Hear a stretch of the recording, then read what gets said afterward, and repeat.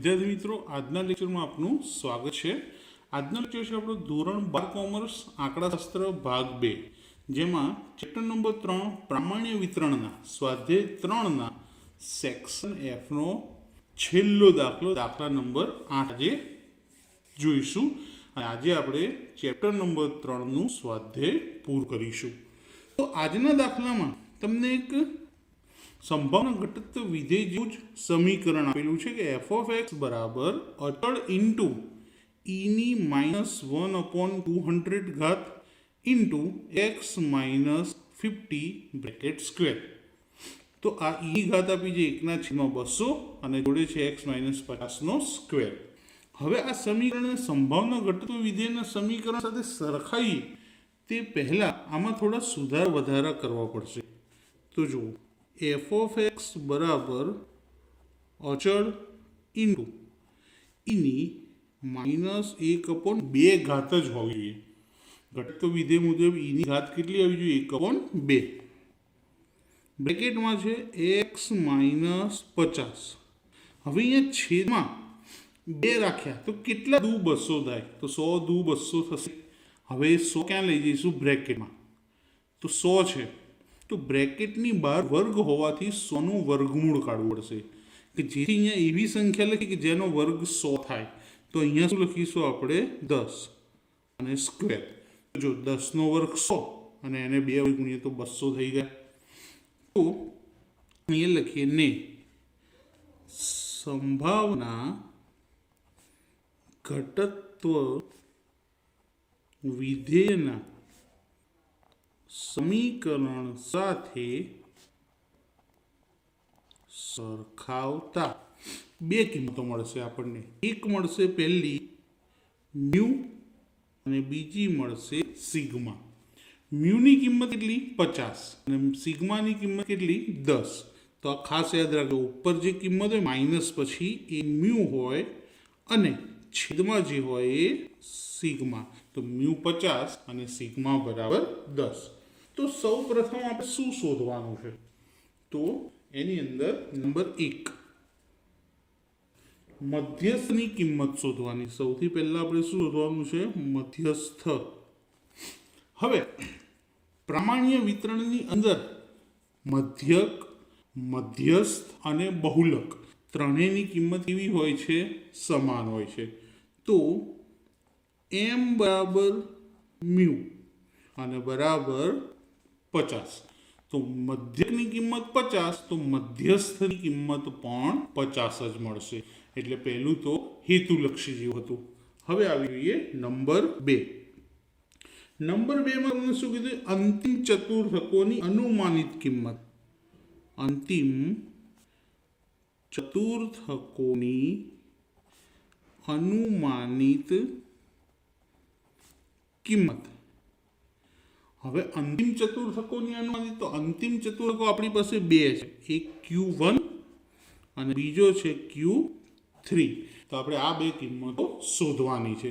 હવે આપણે આની પહેલા ગુણધર્મોની અંદર Q1 અને Q3 બંનેના સૂત્ર ભણી ગયેલા છે।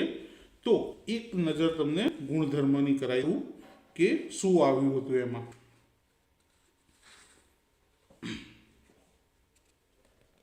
તો જો, વિતરણના અંતિમ ચતુર્થકોની અંદાજિત કિંમતો નીચેના સૂત્રથી મેળવાય।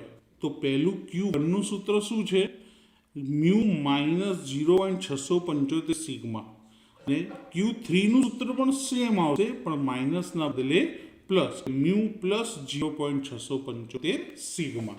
તો સૂત્ર લખી દઈએ, મ્યુ માઇનસ 0.675 સિગ્મા અને Q3 નું સૂત્ર શું આવશે મિત્રો? Mu plus 0.675 sigma.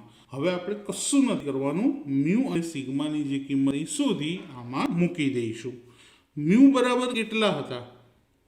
50, 0.675 અને સિગ્માની કિંમત કેટલી હતી? 10। તો અહીં લખી દઈશું 10। તો 50 ઓછા, હવે 0.675 કેટલા વડે ગુણવા છે આપણે? 10 વડે। તો કેલ્શિયમ ગુણવાથી 6.75, તો 50 માઇનસ 6.75 તો 43.25. હવે સેમ સામે ગણીએ, મ્યુની જગ્યાએ 50 વત્તા 0.675 સિગ્માની જગ્યાએ 10, તો 50 વત્તા સરવાળો ગુણાકાર 0.675 ને 10 વડે ગુણીએ તો 6.75, સરવાળો કરીએ તો 50 અને 6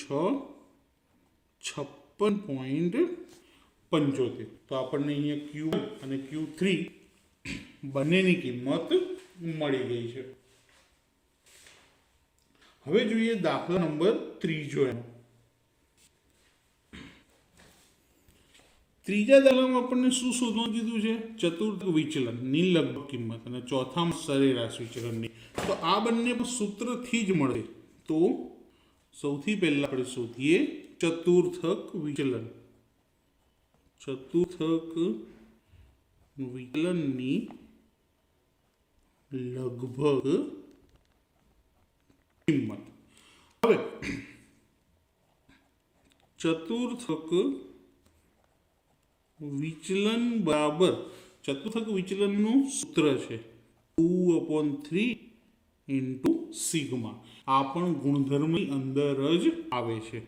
સિગ્માની કિંમત આપણે અહીંયા લખી દીધી છે 10, તો સિગ્માની જગ્યાએ 10 મૂકી દઈશું.